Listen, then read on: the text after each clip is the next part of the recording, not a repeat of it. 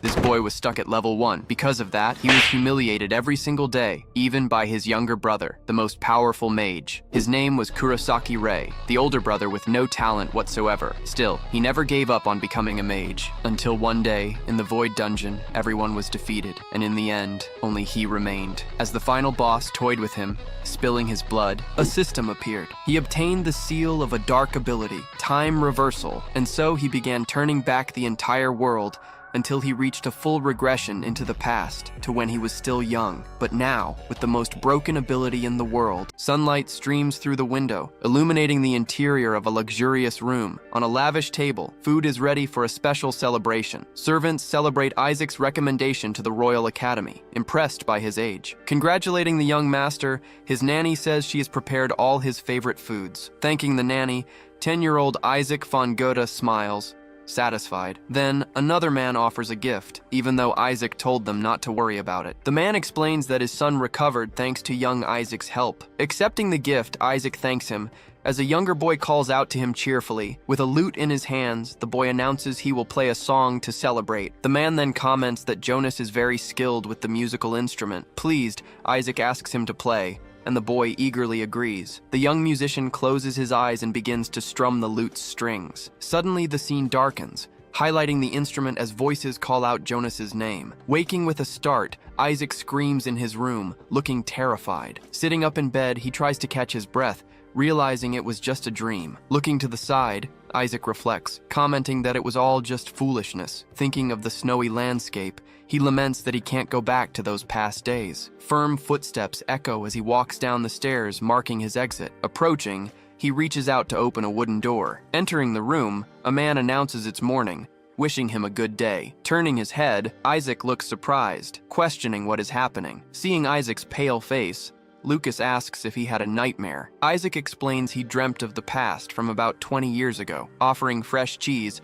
Lucas advises him not to dwell on old memories. Then Lucas announces they will have the fencing practice he missed yesterday. Focusing, Isaac recalls that time, 20 years before this moment. When he was 10, just about to enter the Royal Academy, a bad flu hit him. The scene shifts to the mansion, where his father speaks with a scholar from the magic tower. As everyone knows, every being is born with their own vessel for mana. However, his mana circulates abnormally, being fast and very volatile. At a certain point, his vessel shatters completely, and a long-ignored truth becomes real. The mana inside his body bursts like a dam, colliding with the external mana. This collision causes a massive mana explosion, making him cry out in despair. The energy then spreads through the room, breaking objects and hitting people. Many are injured, and the mana seems to subside, only to explode again. Finally, it tears through his younger brother's right hand, leaving him devastated. With a terrified look, his father tends to him as he begs to be locked away. He wants a place where no one can visit, so he won't hurt anyone else. Then, he finds himself alone, in a dark room, sitting at a table. As he eats, he thinks to himself, wondering if he was 15 at the time. Suddenly, Isaac coughs, drawing attention to his condition. Worried, he calls out to Lucas, who is standing with his back to him. Looking at his hand, Lucas sees it's bleeding, a consequence of the mana. Isaac explains that it's a symptom of mana poisoning from being near him. He warns Lucas that this happens from being close, and that he needs a month of rest. Laughing, Lucas asks who will take care of him if he's not around. Unconcerned, he asks if Isaac knows who he is. Lucas reminds him that he's caused dozens of explosions and hasn't lost a single hair, but Isaac says he won't find anyone as good as Lucas. Telling him to leave, Isaac says he is going to meditate and wants no interruptions. Wishing him good luck, Lucas smiles and says goodbye, adding it was a pleasure. The door closes, plunging the room into darkness, with Isaac all alone. Then he sees himself again, being congratulated for something. The scene changes, and Isaac is in a room, sitting in an elegant chair. He finds himself in a horror scene, with blood and strange figures around. Observing the surroundings, he comments that they have finally arrived. Looking up, he greets Lucas, who has returned. Lucas appears on the table while Isaac watches him, seated. His face stained with blood, Lucas smiles, saying it's been a while. Terrified, Isaac screams, not understanding what is happening. With wide eyes, he understands that Lucas has died. After he vomited blood, he never saw him again, only learning of his death from his father. Another mana explosion occurred that day, and he locked the door completely. Now, Bread is his only company in the room, where the days drag on slowly. He thinks, lamenting that he didn't push everyone away, avoiding any attachment. Reflecting, he thinks he should have treated everyone more coldly. If he had acted differently, maybe they would still be smiling, free from suffering. A few years pass like this, and more loaves of bread pile up, marking his lonely time. Still alive, he grabs a piece of bread, knowing he must go on. Eating the bread, he decides he needs to look to the future and leave the past behind. Despite aging quickly, he marks the walls, showing the passage of years. For 30 years, he dedicated himself to magic, learning everything, with no more texts to study. Now, only intuition and inspiration remain to guide his deeper studies. He who begins this journey is ready to face whatever comes. In a solitary world of mana, he must awaken to his true essence. A few years passed, and he finally finds a clue to overcome his condition. Wondering if his family had any problems, he picks up a piece of bread to eat. Receiving research materials, he notices they keep arriving without end. With blue eyes, he reflects on time as wrinkles mark his age. Then, he thinks about his age, realizing he is now 71. Looking at the marks on the wall, footsteps sound at the door, and he hears a voice from outside. Calling to him, the visitor addresses him as brother. It's Jonas, asking if he's asleep, his voice coming from outside the door. Startled, he asks what Jonas is doing there, what brought him to this place. Jonas then asks if he can come in, waiting for an answer. With a clenched fist, Isaac tells him to speak from where he is, without entering. Sitting back to back, Jonas asks how he has been. Jonas then asks if Isaac knew that today is the anniversary of their father's death. Curious, Isaac asks how their father died, wanting to know the details. Warning that it's a long story, Jonas asks if he wants to hear it. If he doesn't mind, Isaac agrees, wanting to know what happened. Jonas begins to tell the story, going back 30 years. First, there was the War of Succession between the first two princes. Muttering something, he says the world seems to be a fun place. He listens intently, absorbing every word Jonas says. With a focused gaze, he reflects on what he is hearing. Remembering the past, young Isaac is sitting, his head bowed. Isaac admits that Jonas has a talent for storytelling, with a good narrative. Jonas agrees, saying that if he had known, he would have been a traveling poet. Thinking of the difficulty, he laments his limitation of being able to use only one hand. Jonas, lowering his head, apologizes to Isaac for what happened. Their hands join in a comforting gesture, showing their bond. Telling the truth, Jonas reveals that the family resented him, but also missed him dearly. Despite the resentment, their love for Isaac was immense, according to Jonas. His voice choked with emotion, Jonas affirms that they loved him deeply. Jonas regrets not seeing Isaac one last time, expressing how much he was missed. Questioning the last time, Isaac hears Jonas speak of a door that opened. While the war raged, never-before-seen monsters appeared, causing terrible atrocities. Reflecting, Isaac thinks that if he had arrived sooner, things might have been different. Walking to the door, blood trails mark the floor as he reflects. Opening the door, he is startled to see the floor stained with blood. There, his father lies dead on the floor, a sword stuck in his chest. Jonas comments it's a miracle their father managed to speak for so long, despite his wounds. Picking up his father, Isaac supports him, saying they can't stay there forever. With firm steps, he begins to leave the dark, painful room. Carrying his father on his back, he slowly climbs the stairs, leaving the place behind. Feeling how light his father is, Isaac asks why he was so thin, if he had been starving. Opening a large door, sunlight hits him, heralding a new path. His father looks lifeless, his face pale and tired, marking his farewell. Inside the destroyed hall, the bodies of monsters and guards are scattered on the floor. With his father dead, he stands outside the mansion as snow begins to fall. Holding out his hand, he feels the snowflakes, telling Jonas that it's snowing. With the ground frozen, he decides to wait for spring to bury their father in the family crypt. After everything, he too will be able to rest in peace. Dry branches of a tree stretch against a clear blue sky. On one of the branches, a small green leaf sprouts next to a white butterfly. A white butterfly lands on top of a wooden stake, glowing in the light. In the green field, an aged Isaac approaches a freshly dug grave. Holding a blue crystal in his hand, he observes the sight with a serious expression. With his palm open, he extends his arm in a gesture of offering. Then, Isaac manifests a ball of fire in his hand, showing his mastery. Looking at the sky, he tells Jonas that he has finally achieved his goal. He squeezes the blue crystal in his hand, pleased to have overcome his peculiar constitution. Finally, the old Isaac falls to the ground, either unconscious or dead. With his body on the ground, he asks if he can be forgiven for his actions. A portal of ruins, with a sword stuck in it, shows a desolate and sad place. A city in ruins, the scenery completely destroyed, laments the past. Lying on the green grass, Isaac rests peacefully, looking at the sky. A golden glow surrounds him, indicating the end of his long journey. A voice asks the young master if he had a nightmare, echoing in the room. Then, Isaac wonders if it's Hans, but quickly remembers he died long ago. Waking from a nightmare, Isaac opens his eyes, bothered by the sunlight. Getting up, he sees the sun, sweaty and pale, looking scared by the dream. Beside him, a man asks if he didn't sleep well, noticing his condition. Isaac asks if this is a dream, or if his life is flashing before his eyes. With hurried steps, the man approaches, calling for the young master. Isaac, at the window, tells Jonas to get down from the tree, warning him of the danger. Startled, the young master scolds him, saying he's fine. Jonas, with a smile on his face, holds a bottle of wine in his hand. Shouting, Jonas calls for Isaac, waving from the top of the tree. With wide eyes, Isaac says Jonas's name, watching him from the window. Jonas celebrates cheerfully from the top of the tree, while Isaac watches, distressed. Then, he leans out the window thinking that this is not a dream. Isaac then realizes he has returned to the past, ready for a new journey. In a solitary world, where only Mana and he exist, he must awaken to his true essence. Letting go of past thoughts and perspectives, he breaks free from his chains. Finally, he becomes his true essence, finding his purpose. With a determined look, Isaac is ready for whatever comes in his new life. In the room, maids clean up the mess made by the young master, who's had another outburst. Entering through the door, a servant reflects that the young master's personality has grown sensitive due to his illness. Overhearing the complaints, Hans becomes irritated and decides to teach them all a lesson. Stopping Hans, a hand grabs his arm,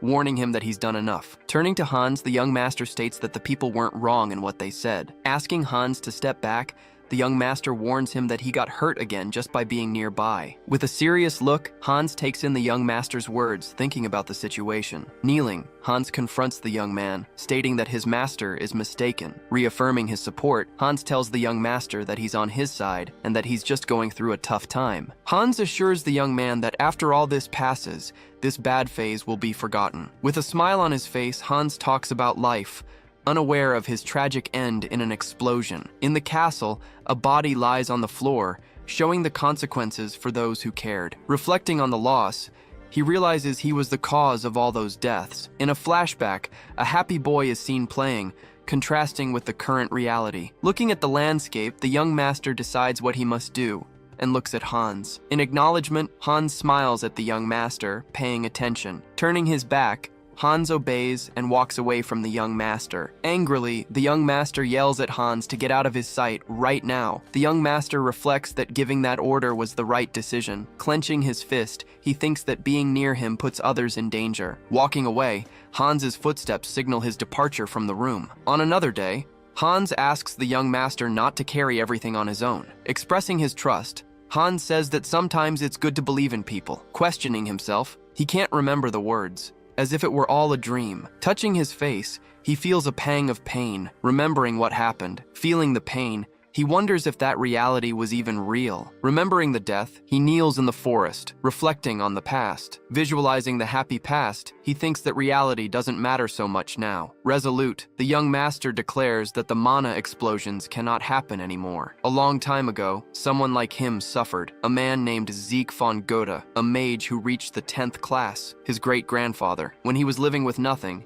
he found records of the past, left by his father. After carefully examining everything, he discovered a way to overcome this constitution. Showing the rune, he points out that it was the solution to the problem. Through research, a unique pattern was created, which becomes a runestone. Thinking of the past, his hands would tremble, but now, as a young man, it was simple. To prevent a mana explosion, the vessel containing it must withstand constant circulation. However, his mana circulates too quickly, and the vessel can't handle it. A normal person would die instantly upon rupture, but his vessel restores itself. As if nothing had happened, everything returned to normal. That's why he could explode 10 or 20 times without major consequences. With the runestone in hand, he plans to intentionally damage his mana pathway. By applying continuous impact to the damaged area, the process would begin. This way, a new passage would open, dispersing the force of the violent mana. However, the success rate was low and he only managed it right before he died. A small flame was proof that he had succeeded. With an apprehensive look, he wonders if it will work this time. A flame appears in his hand, confirming the method's success. The flame intensifies, startling the young man. With wide eyes, he is surprised by what he sees. Shocked, he wonders what kind of fire this is, feeling its energy. Then, the mana reorganizes, forming a new flow of energy. The young man feels the mana spreading through his body, noticing the change. With a calmer expression, he observes the result of what he just did. Holding the rune, the young man continues to feel the mana's power. The flame in his hand grows stronger, showing the method's effectiveness. He thinks that the mana passages have increased to 3, just as he imagined. Having 3 passages, he can cast 3 spells at the same time. Surprised, he realizes the plan worked, but it wasn't his final goal. Pondering, he remembers his true objective is to stop the explosions. For that, 3 passages aren't enough. He needs more. He needed to use more magic and increase the passages, reducing the load on the vessel. Until then, he would continue his work, thinking about the future. Holding the rune, he affirms that he can't keep anyone close. Leaving the castle behind under the moonlight, he notices no one is around. At another time, Hans announces with a smile that dinner is ready. Hans says it's wheat bread, the young master's favorite, but he's told to leave. Trying to feed him, Hans insists the young man eat at least 1 piece. Hans insists further, saying he will stay there until he sees him eat. Near the fireplace, the young master asks Hans his age. He answers that he's 12. At that age, it was common to act spoiled, Hans thinks. Taking the bread, he asks if the cook made it, since it's been a while since he last had some. Hans smiles, pleased to see the young master eating the bread. The young master asks about the cook, as he hasn't seen her that day. Hans replies that her son, Hunder, has pneumonia, so he asks if she has returned home. Thinking about the cook, Hans reflects that things were going well. As the fire crackles in the fireplace, Hans waits for the next question. The young master observes Hans thinking about the situation. Tiredly, he asks if only Hunder is suffering from pneumonia. Hans looks at the young master with a serious expression. Hans reveals that all the children in the village have caught the disease. The young master understands the situation, thinking about what he's heard. Under the moon, he recalls the pneumonia incident in Black Goose Village. Because of it, the cook lost her son and lived in sorrow until she died. As he fell to his death, the young master felt a sense of relief, stating that he would depart first. He didn't want the cook to go through that again. The young master then recalls that the cause of the pneumonia was clear. At the table, the young master calls for Hans, who turns to him. Leaning in, the young master asks Hans which monster was recently subjugated. On a calm night, the moon lights up the dark sky. A deer walks through the snowy forest, taking in the scenery. Startled, the deer turns its head, sensing something. As a blast of fire erupts, the deer leaps away. Fleeing the attack, the deer runs through the forest, quickly disappearing from sight. Looking at the fire, the young master regrets what he's done. Holding the flame, he thinks the animal looked like a wolf. Walking through the forest, he finds a sign pointing to Black Goose Village. Back at the castle, the young master asks Hans about the monster defeated in the village. Hans says he didn't see it up close,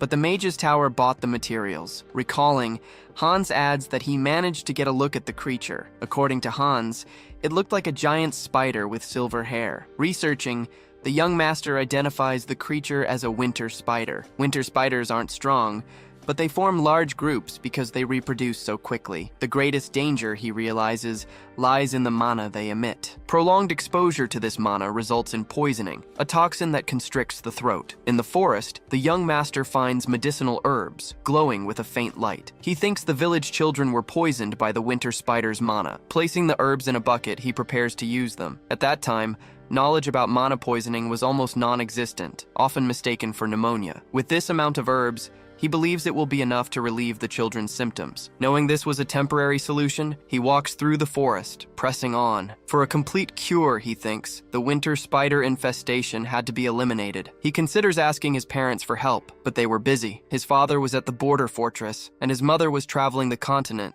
searching for a cure for him. If he waited for them, Hunder's life would be in danger. The scene shifts to the village, peaceful under the moonlight. In a simple house, the cook sits on the edge of the bed. Troubled thoughts weigh on her mind as she waits anxiously. Just then, There's a knock at the door. She turns to open it, asking who it is. Turning around, the cook is startled to see the young master. The young master says she looks tired, and the cook is surprised. She asks what brings him here and if something happened at the estate. Then, the cook notices he's covered in dirt. Looking at her, the young master remains silent for a moment. He explains that she hadn't shown up for work in days, so he came to check on her. The cook asks him not to come in, saying Hunter has pneumonia and he could catch it. He shows her the bag of herbs, and she gives him a questioning look. He says it should be enough. The cook takes the bag, surprised. She asks what's in the bag, and the young master replies that it's herbs. He explains she needs to grind them, make a paste, and then boil it for Hunter to drink. In the room, he observes Hunter, who is lying sick in bed. He notices several blue spots, a sign of mana poisoning. Calling out to Hunter, he asks if the boy can hear him. Young Hunter blinks his eyes, a sign that he heard. Scared, Hunter begs Isaac not to send his mother away. The cook feels a pang of guilt, knowing she missed work because of her son's illness. The young master says he wouldn't send the cook anywhere. Touching Hunter's head, he says his mother is the only one who gives him bread. Asking Hunter to just focus on getting better, the young master reassures him. Shifting to the forest, the young master and another man approach a cave, the place he's been looking for. The man confirms it's a limestone cave, dark inside. Thanking him, the young master takes the lantern, saying he'll go on from here. The man warns him to be careful, as people have disappeared around here. The young master thanks him for the warning. The young master thinks that winter spiders like limestone caves. He figures this is the only limestone cave nearby, so it must be their habitat. Before going in, he decides to make some preparations. By creating a new mana circulatory system, he can cast 3 spells at once. At the same time, he can produce a force similar to a Class 2 spell, but there's a limit,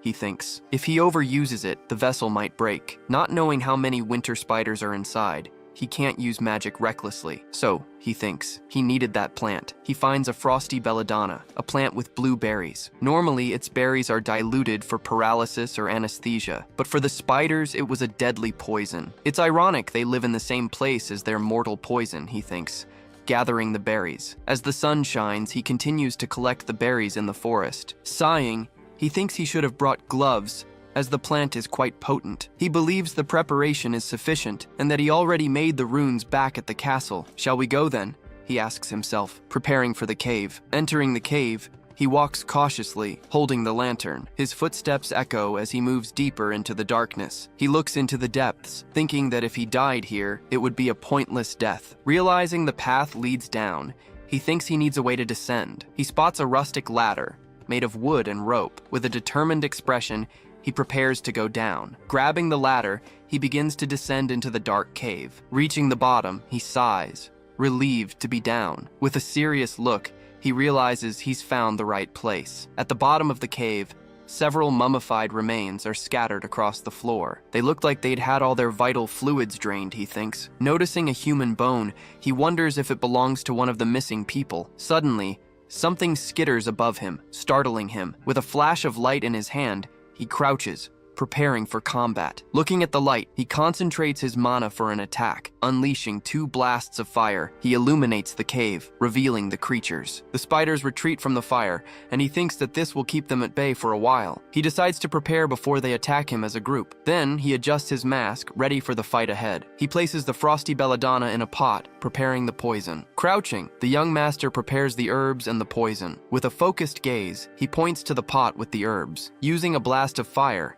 he ignites the herbs to start the process. Green smoke spreads through the cave, reaching the spiders. The spiders feel the effect of the poison, slowly backing away. The hunt begins, and the young master gets ready to fight. He looks ahead, determined to face the spiders. Seated in a spacious room, he looked focused, surrounded by many books on the table. Writing with a quill, he heard someone question what he was doing to let the situation get so bad. Turning, he watched the street from the window, wondering what was happening outside. Outside, a group was arguing, warning about the presence of His Excellency, but the voices grew louder. Then, one of the men questioned the lord of that territory, speaking of his failure to protect the people. Shouting up at the window, a man asked why Black Goose Village was abandoned, demanding silence. Turning his back to the window, he muttered that the noise was too loud, greatly bothering him. Sitting down again, He considered simply boarding up the windows to end the shouting. Then again, he wondered if it would be better to move somewhere completely underground. He figured there would be less noise and fewer people down there, ideal for researching peculiar constitutions. Considering the walls, he thought about using dimicitrium, a mineral with high magical durability, to contain explosions. Turning, he asked his companion Hans what he thought of the whole idea, expecting an answer. However, looking at the empty room, he realized Hans was no longer there, leaving him thoughtful. Reflecting on the situation, he paused and wondered where Hans could be. Then he recalled that Hans wasn't there at the moment, remembering something important. He then found himself sitting alone again, writing in the large room. Continuing to write with the quill, he seemed very focused on his studies now, his gaze fixed. He looked pensive, still lost in his own thoughts. Once more he wrote, the sound of the quill gliding smoothly on the paper, a moment of concentration. With his hand on the paper and his gaze focused, he seemed completely engrossed, writing non-stop. The room grows dark, and he remains seated, with many books and papers on the table. The scene changes. He's in an icy cave, with vapor rising from the ground and the ice. Sitting on the ground near a campfire, he watches the flames, a shovel and backpack beside him. He remarks that these old memories always came back to him, over and over again. He remembered that the winter spiders were his target, noting that the frozen belladonna worked well. Commenting on the poison, he explained he couldn't apply it directly to the spiders, but had to burn it to release smoke. Placing a damp cloth over his face, he blocked the air, as he wasn't immune to the poison and needed to protect himself. Using his mana, he purified the toxins in his body, a quick and effective process. Creating a fireball, he condensed it and launched it at a spider, hitting the target. Preparing the perimeter, he conjured more fire magic, shaping the flames for his plan. He cast 3 spells simultaneously, using 3 mana circuits, a technique he called multicasting. Pointing his finger, he bid farewell to the spiders, his plan already in motion, ending the battle. With a great blast of fire, he struck the area, causing a huge explosion and spreading flames everywhere. Walking through the fire, he advanced unfazed as the flames weakened the creatures. Surveying the area, he seemed very calm, confident that everything would go according to plan. Then, he noticed that the spiders were all heading to the same spot, which was strange. Thinking it over, he quickly realized there must be water there, watching their movement. Walking across the burning ground, he strode firmly, advancing through the spiders' territory. Then, he saw the creatures falling and disintegrating amidst the fiercely burning flames. He thought to himself that the fire was good, but he would suffocate from the smoke, and it was getting hot. He needed to finish quickly, hurrying to end it before the smoke could harm him. The scene shifts to a dark, icy place, with sharp, dark stalactites hanging from the ceiling. Walking through the cave with his light ahead, he followed a frozen river covered in ice. In an icy cavern, he remarked that it was surprisingly cold. Thinking he had thrown his coat away, he stepped on the frozen water, thinking the temperature had dropped enough to freeze puddles solid. It was very cold. Stopping suddenly, he looked around. There was something very strange about this cave. Looking up, he wondered if those were all eggs, seeing an infinite number of them. Near the eggs, he questioned if she had laid so many. A very worrying thought. A loud sound echoed, startling him, and he spun around, surprised by what it could be. Walking carefully, he heard strange noises,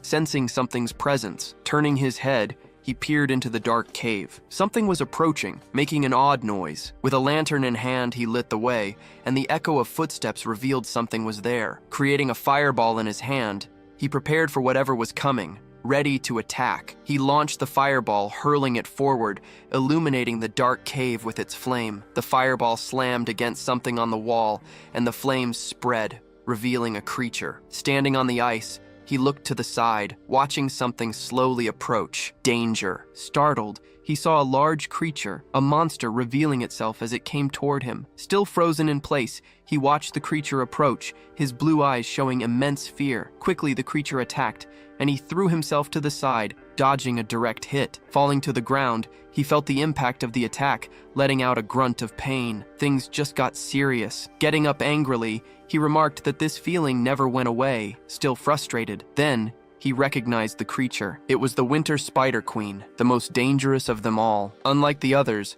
she resisted fire and emitted an intense cold, the very one who gave the species its name. The creature attacked with a swipe, nearly hitting him as he narrowly dodged, retreating quickly. Jumping aside, he dodged the attack, avoiding the Winter Spider Queen's blow. He counterattacked with a fireball, hitting her dead on, trying to burn the creature, but it was no use. He realized that being hit by a fireball didn't make her burn like the others. This was a problem. Still thinking, he noted that at least she wasn't very agile, which gave him a slight advantage. Feeling sick, he let out a grunt. His body was starting to reach its limits. His body was at its limit, which was natural for a 12-year-old boy who had been casting magic all night. The Spider Queen advanced, and he had to move fast to avoid being crushed by the creature's powerful strike. Pausing to breathe, he collected himself, his mind clear after the shock and adrenaline of the battle. Thinking back, he recalled the wheat bread Hans had given him. It was truly delicious, he remembered. In this northern land where wheat didn't even grow, eating soft wheat bread was all thanks to the nurse. On the ground, he felt the impact of a powerful blow coming down hard from above. Getting up angrily, he thought that this feeling never went away, annoying him greatly. Facing the monster, he recognized the Winter Spider Queen, a gigantic creature before him. Resistant to fire, she radiated an intense cold, the very one who gave the species its name. With a precise strike, the creature attacked, and he threw himself back, barely escaping. Jumping aside, he dodged the blow and the fire burned around him. Hitting the monster, he launched a fireball, which exploded on impact. Reflecting on the hit, he noted that the fireball didn't make her burn like the others. A problem. Observing the creature, he realized she at least wasn't very agile, which helped. Letting out a grunt, he felt the pain. His body was already at its absolute limit. Feeling exhausted, he knew his body was reaching its limit. As he had been fighting all night, the Spider Queen attacked again, and he dodged, avoiding another deadly blow. Taking a deep breath, he composed himself, ready to continue the fight, despite his fatigue. The scene changes. He remembers the wheat bread Hans had given him. It was really tasty. In this northern land where wheat didn't grow, eating soft bread was thanks to his nurse. The creature let out a shriek, attacking with its claws, the sound echoing through the cave. Bracing for impact, he knew he had to endure, preparing for the next attack. Thinking about his limitations, he realized he couldn't fail. He didn't have enough mana for another fireball, not one that would do any damage. So he decided to abandon long-range attacks, preparing something different, a new plan. Generating a new fireball, he remarked that this one was different from the others, more powerful. Focusing his energy, he condensed the magic's power, preparing an even stronger attack. Holding the spell, he condensed it a bit more, feeling the power in his hands. It was almost ready. Screaming for the creature to die, he launched the spell with all his might, aiming to hit. Hit! The Spider Queen thrashed, its body contorting in pain. The attack was powerful. He watched the creature, seeing the impact of his attack, and the glow in his eyes intensified. The creature shrieked in pain as he watched, and blue magic spread across its body. The monstrous creature appears, emitting an intense and powerful blue energy. With swift strikes, it advances, showing its full strength in the confrontation. Feeling trapped, he tries to pull his arm away, but the power keeps him from moving. The blue energy envelops his hand, holding him completely still. His resistance gone, he falls unconscious, completely losing control of his body. Then, plummeting from above, he sees the monster still dominating the terrifying place. On the ground, he lies fallen as the creature endlessly shows off its power. Near him, a crystal shines brightly, revealing itself as the source of the energy. Flying freely, the crystal displays immense power, with blue energy spreading all around. Waking up confused, he wonders where he ended up. Arriving at the scene, he hears the nanny's voice, asking about the young master. Then, Hans asks if he really didn't know, since the master went to the abandoned mine. The nanny then says she didn't know, because the village hunter guided him on a hunt. Going back in time, he recalls defeating the Spider Queen, then passing out after hitting his head. Upon returning to the village, he finds Hans waiting impatiently at the entrance. Hans supports him and says he fell asleep right there, exhausted. In bed, he was already healed, as they had done exactly as he instructed. Seeing the young master, Hans thinks about the kind heart he shows. Lying there, he hears everything, a little embarrassed by the situation. Calling out to Hans, he surprises him, asking if he was already awake. About how long he slept, Hans replies that he was out for half a day. The nanny then angrily questions what he meant by fending for himself. Explaining the distraction, he says he was gathering herbs and fell. With Hinder already better, he lies about the fall so as not to worry them. Relieved, he decides to keep the mana poisoning a secret. Changing scenes, two men in the mine see the dead spiders on the ground. The nanny, curious, asks how he knew about the herbs, and he says he read about it. Hans asks if they are going, but he points out that it's snowing outside. He reminds Hans that leaving the mansion empty wouldn't be good for them. Handing over a basket, The nanny offers apples for Hans to take with him. Offering the apples,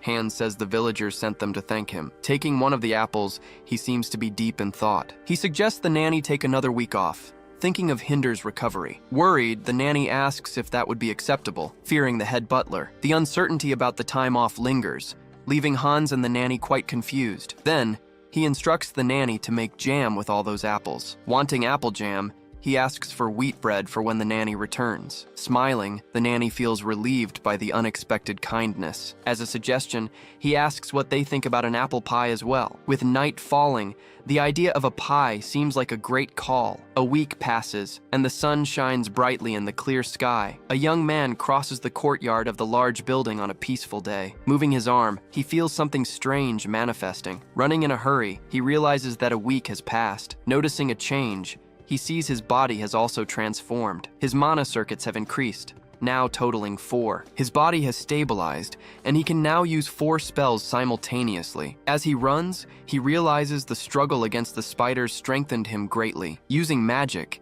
he realizes the need for understanding and intuition. The task consumes a lot of mental energy, and if the body fails, the mind follows. Mental energy restores physical stamina, aiding in the body's recovery. He reached his limit so quickly in the mind because his body was untrained. In another life, Lucas used to train his stamina arduously. Lucas had a gentle smile, always overseeing the training. Clenching his fist, he feels the change happening in his body. The butler arrives, calling the young master for something important. 2 men appear, and one of them announces the regular checkup. He spots the head butler, Schiller, who has come to supervise. The man with glasses greets the young master, asking how he feels. Seated in the courtyard, the doctor appointed by his father begins the examination. Despite being a famous doctor, he didn't understand the young master's constitution. The doctor says he sees no major issues as he seems very healthy. Thinking to himself, he notes that the doctor was already drawing his own conclusions. Opening his case, the doctor reveals a potion called Panacea. The Panacea potion stabilizes mana flow,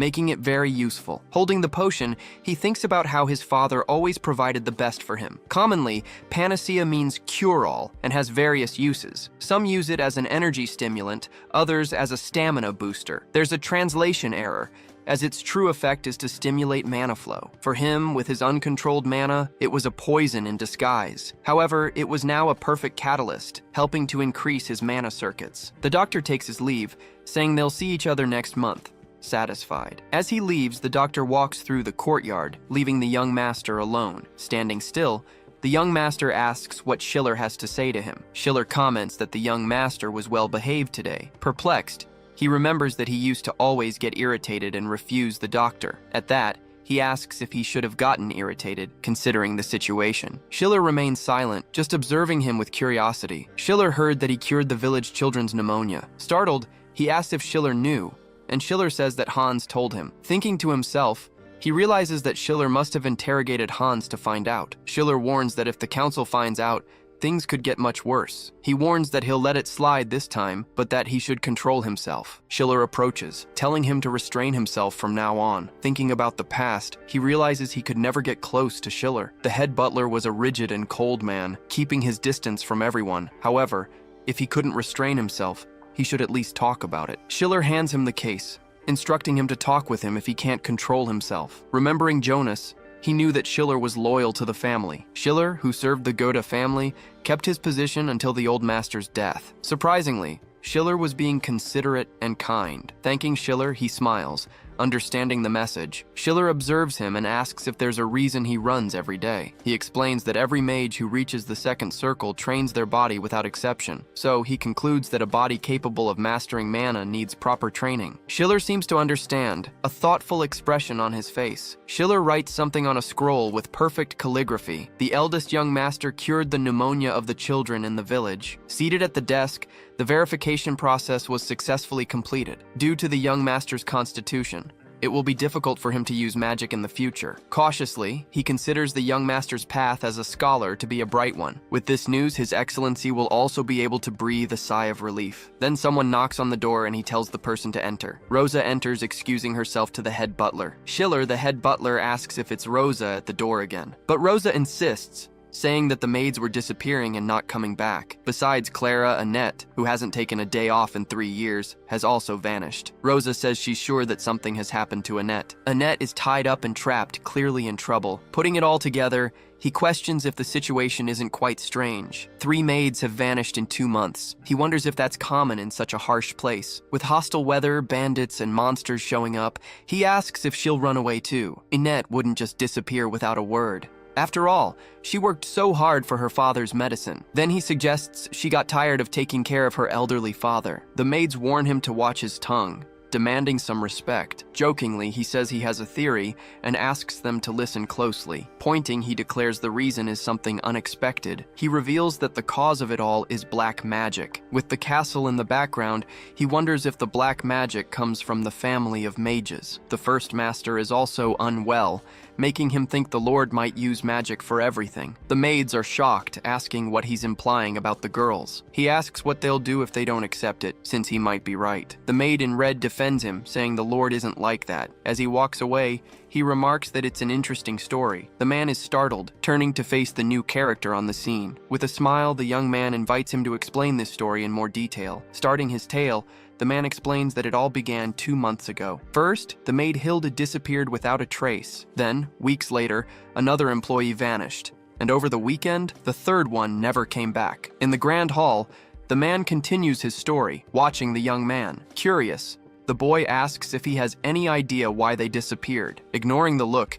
he says he's not sure of the answer. Promising he can be honest, the young man assures him he won't be punished. Surprised, he asks if that's true, and the boy confirms it is. In silence, he thinks about the situation, looking at the young man. At that moment, the boy asks if all of this is happening because of him. Coughing, he says it's kind of obvious, almost a certainty. Thinking of Hans, he remembers that the servant is always injured. Hans always says he won't die a peaceful death. The man regrets saying that, realizing his mistake. With a serious voice, the boy calls his name, and the man begs for mercy. Unmarried and with no children, he says he doesn't want to die. Then, the young man asks the man to do something for him. The man gets scared, clasping his hands in apprehension. In the room, a blue flame appears in the air, vibrating. In the room, the young man sits on the bed and says the names Rosa and Annette. The image shows the 2 maids amidst the same blue flame. Then, the young man makes a gesture with his hand, as if summoning something. Remembering, he confirms those were their names. With a deep gaze, the young man watches the flames, lost in thought. They were the only 2 who offered to serve after Hans and the nanny died. The floor shows the remains of a broken potion jar, with a liquid spilling out. Dripping onto the floor, more blood mixes with the purple liquid. Asking them to leave him, he wants to be alone, but the maid is worried about his hands. Annoyed, he yells at them to get out, startling them both. Finally, he warns them never to bring that useless potion again. The maid encourages him, asking him not to lose hope. At this, the young man asks what this so-called hope is. Questioning what she knows, he asks if she even understands the feeling. He clenches his bloody fist, the pain clear on his face. The maids are startled, and one of them calls out to the young master. She explains that she killed a friend with her own hands. The young master asks, surprised, if she killed a friend. Rosa says it was Enette who was with her back then. She regrets that if she had just reached out to Clara, she might have saved her. The young master stomps his foot on the ground, annoyed with the situation. The maid explains that she knows his situation is special, but everyone does things they don't want to do. The young master remains silent, processing her words. It happens at least once to everyone in their lifetime. Annette's dark confession ended up comforting him in a strange way. He reflects that he should have asked more questions back then. Pounding his fist, the young master shows a look of determination. Calling at the door, Bill announces he has news for him. The young master asks about the maid's whereabouts. Then Bill replies that it didn't take long to find out. He says he asked the beggars at the crossroads and the descriptions matched. The young master then asks what the answer is, wanting to know the truth. Bill reveals that their disappearance is the work of slave traffickers. They promise a better life in the South and then sell people. Questioning, the young master asks why they would need someone to go south. Bill explains that he doesn't understand, as the situation is more complex. You need transportation, mercenaries for protection, and free citizen status there. Thinking that women alone couldn't manage that, he states that it's a difficult thing to do. The young master nods in understanding and says it makes sense. Bill then thinks that the boy still doesn't understand how the world works. Surprised, Bill becomes suspicious, noticing a change in the atmosphere. Changing the subject, Bill explains the problem to the young master. He He says he spent a lot to make the beggars talk. Then, he reveals that he spent all the money the young master gave him. The young master asks, astonished, if he spent all 20 silver coins. Bill comments that people are more suspicious than you'd think. With a serious look, the young master observes Bill, thoughtful. He says the money doesn't matter, he just wants to find them soon, showing great generosity. After seeing the document, he asks if there's anything else, receiving an affirmative answer. He guarantees the split will be fair this time, asking if the other man accepts the job. Excited, he confirms he'll take the job, diving headfirst into the proposal. He thinks he just needs a silver tongue to earn big, but the situation is risky. He says that big gains require big risks, so he'll guide the other to the broker. Excited, he exclaims that life is all about high risk, high return. Switching to the dungeon, he finds himself trapped in a cage, disheartened by the situation. Observing the bones on the floor, he realizes the gravity of where he is. Shocked and screaming, he questions how things got to this point. Then, while he's trapped, the young man appears behind the bars. Holding a blue gem, the young man faces the other with a confident smile. We see a long dungeon hallway, water trickling along the floor and torches lighting the walls. He grips the bars tightly, wondering how he ended up here, furious with the situation. In a flashback, he remembers taking the young master from the mansion, thinking everything was fine. Back then, he easily found the broker who took the maids, a man who looked like an exiled noble, but something went terribly wrong, a twist he never expected. Looking at the young man, it's clear he's the center of all this chaos. Meanwhile, the other man thinks the young master was an obvious target for traffickers. Now, trapped, he wonders why the hell he ended up in this terrible place. Furious, he thinks about the irony of it all, especially the young master's fate. He realizes the young man is untouched, considered valuable merchandise, while he has lost everything. Shouting, he demands to know the plan, insisting they must have one for this situation. Annoyed, he tells the young man to stop playing with the stone and just talk. When the young man asks about formalities, he's met with the other's anger, who fears for his life. Warning that he's going after Annette and the maids, he gets a sarcastic reply from the young man. Staring at him, the young man questions if he has any way to escape those massive iron bars. Pointing forward, the young man looks on seriously, leaving the other thoughtful. Startled, the man in the cell reacts to the situation, surprised by what he saw. Looking at them both, we see the young man standing next to the man, who is in his underwear. Then he becomes even more frightened, a look of terror on his face. Stammering, he calls out to the young master, confused by the situation. With a forced smile, he asks if he's going to be left behind, and if the young man knows him. Hearing no, he tries to reverse the situation, begging the young man not to do it. The scene changes. Two men are talking, saying the place is a labyrinth, full of bandits. Back in the cell, he asks if the young man thinks he can't handle it, pleading not to be abandoned. Perplexed, the young man ignores him, but stops when he hears the other's desperate call. Bracing himself on the floor, he begs for help, saying he'll do anything. Awaiting a response, the young man remains silent, looking at the man. Staring at the man, the young man asks if he knows. Bill, what's happening? With a piercing gaze, he reveals that he's seen Bill act this way before. Begging for his life, that man asks his master to spare him in the snow. Regretfully, he says he was out of his mind, lamenting having betrayed his master. Recounting his past, the master recalls that Bill was a bandit, first and foremost. But the betrayal came, he says, and this time Bill betrayed House Gerda. With a tear-streaked face, Bill hears that they can no longer trust him. Breathing heavily, Bill pleads for a chance, but one of the men orders him to stop. He asks if he thought selling the family's secret books would be a light offense. After everything, the cloaked man just stands there, watching the traitor on the ground. Then the white-haired young man comments that he would have been useful if he weren't so greedy. Thinking about it, he remembers that Bill was a former bandit and knew the underground economy. Watching closely, he remembers something important, if his memory serves him right. And so the criminal organization Bill sought out is the same one that kidnapped the maids. These bandits would spread their power through trafficking, torturing people like a plague. He concludes that any threat to his family must be eliminated in advance. Holding a scroll, he asks if the man hadn't promised to do anything. He warns that Bill needs to do something first, looking apprehensively at the person. The ceiling of the place comes into view, with a lantern hanging from chains, providing little light. A group of men can be seen ahead, watching the scene in silence. Hearing the question about why the father isn't eating, a man eats at the table. The way he eats makes the others seem worried as they urge him to eat. He grips his fork angrily, questioning if the person they're looking for is there. He tells them to wait a little longer, saying they will be reunited with dark magic. Getting no response, he sighs and shows frustration at the other's silence. Focusing his gaze on the skull, he questions if the soul's power has weakened. When he asks about his bathwater, he's told there's only merchandise left to sell. Stopping the movement, he grabs the other's hand forcefully. He lifts the man by the neck, holding him effortlessly. With great power, he maintains a serious gaze, his face stained with blood, without any hesitation. And then he asks if that one would be enough for his bathwater. As the man says he'll wait, the other one rushes to prepare everything. He walks down the hall, his footsteps echoing in the silence of the place. Arriving in the basement, he finds a body lying on the floor among the barrels. The man mutters about the damned dark magic, seeming exhausted by the situation. He wonders how many times this has happened, suggesting they offer the merchandise next time. He hears the other tell him to stop complaining and take care of the body. Turning his face, he looks frightened by what he sees. Meanwhile, one of them watches the dark corridor, sensing something strange. Startled, they both look ahead, a sound seeming to have caught their attention. At the end of the hall, he hears a strange sound, wondering what it could be. Worried, they watch the scene, seeing their colleague being choked. On the ground, he calls for Chief Nears, looking very apprehensive. Meanwhile, a body is dragged across the floor, leaving a visible trail. Terrified, the two watch the scene, unable to react. They fall to the ground, scared, as the other one crawls away. A large foot approaches, revealing the tormentor's presence as the other man groans. Holding the bloodied knife, he asks if he could get some water. Realizing who it is, the man is shocked as the other smiles with blood on his face. Walking through the scene, Bill appears, holding the dirty knife in his hand. Staring at the other man,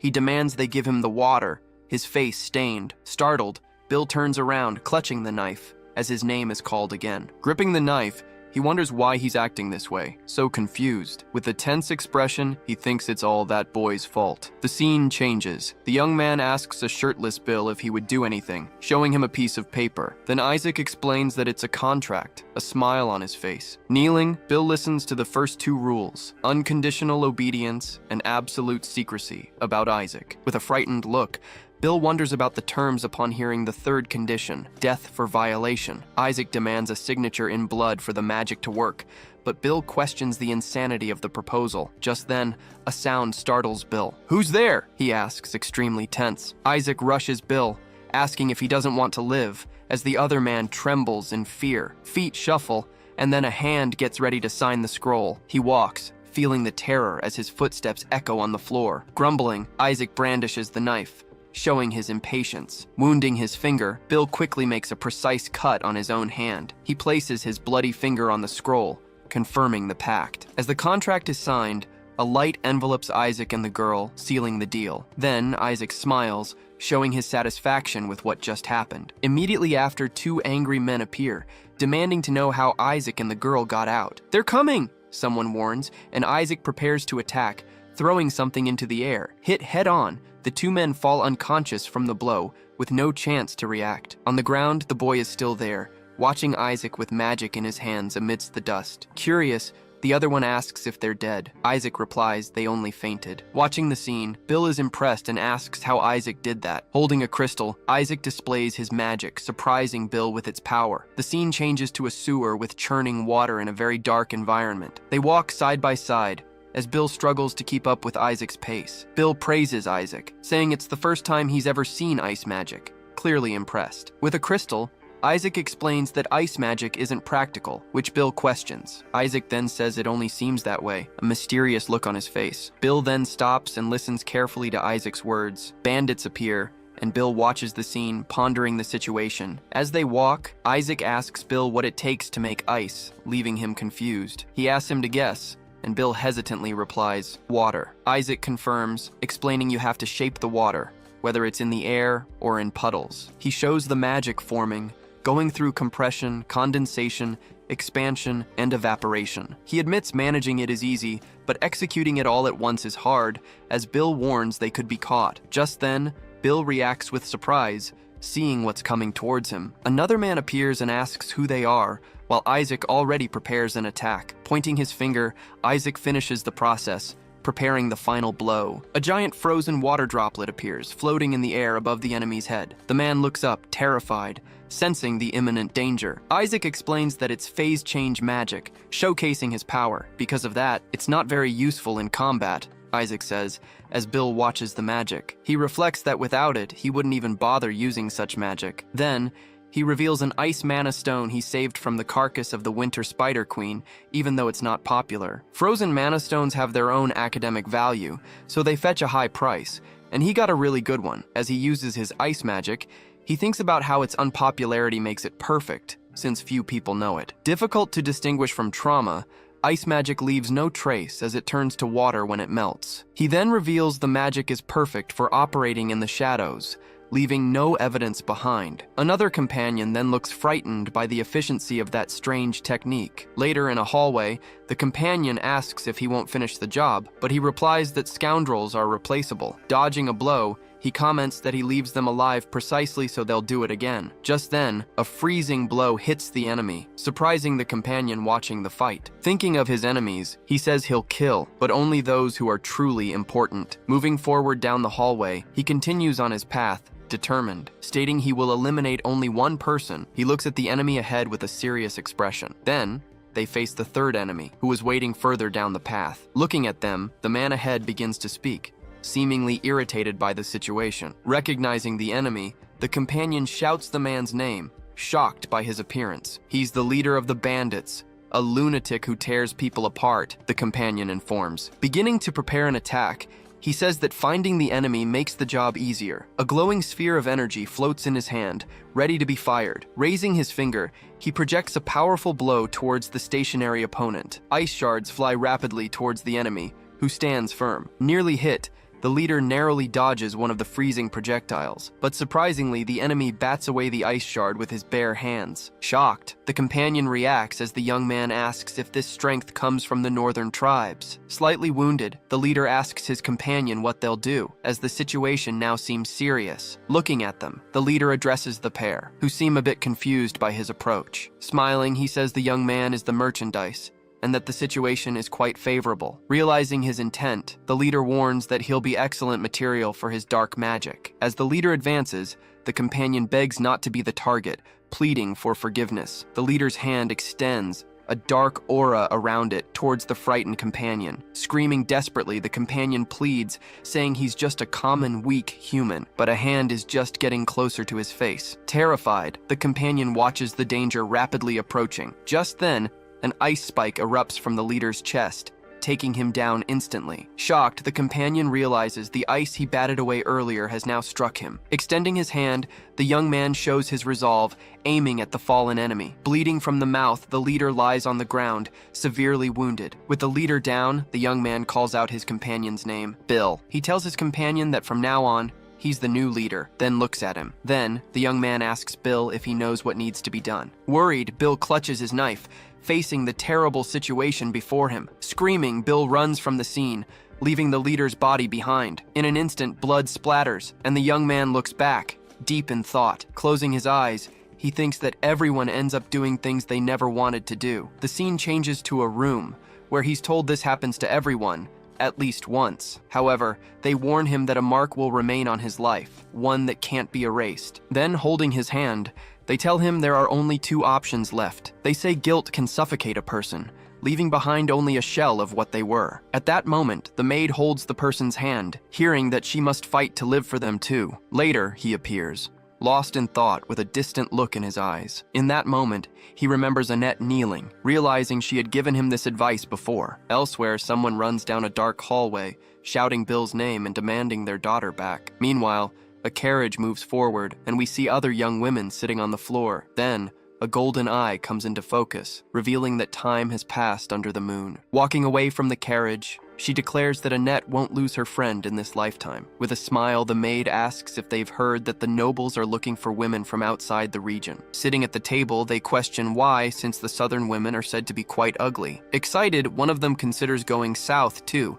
saying she's done a lot of research on it. With a knowing look, she says she knows someone who can take them there for a small fee. Then she invites Annette and Hilda, asking if they'd like to go with them. Annette refuses the invitation, stating that she needs to stay and take care of her father. To him, she reveals it was the last time she saw Clara and Hilda, with no news of them afterward. Understanding the situation, the man asks if she was kidnapped while searching for them. In silence, the maid watches him, pondering his question. Later, she tells him she found Hilda and Clara again in the sewers, but they had lost their minds. He understands why. After all, she confesses she would have gone mad herself in a few more days. And so he says the sewer is a terrible place, where humans are sold or devoured. Telling the truth, she reveals she could have escaped from there at any moment. Still, she explains that the iron gate holding her was broken. From behind the bars, she stares straight ahead, her eyes empty. Sobbing, she can barely contain herself, her gaze filled with pain. In front of the bars, she finds her friend, who looked trapped and sad. Distressed, she remarks that maybe if she had stayed just a few more days. Reaching her hand toward the bars, she remembers leaving Clara behind. Gazing at the horizon,